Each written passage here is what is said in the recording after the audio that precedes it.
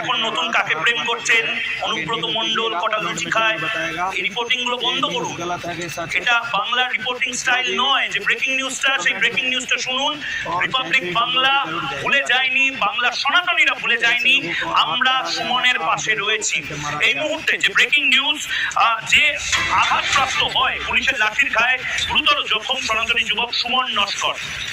লাঠির ঘায়ে নাকের হাড়ে টিপ ধরেছে, ধস্তাধস্তিতে রক্তাক্ত হয়ে অসুস্থ হয়ে পড়েন সুমন। গতকালই চিকিৎসকদের পরামর্শে একাধিক পরীক্ষা করিয়েছেন সুমন।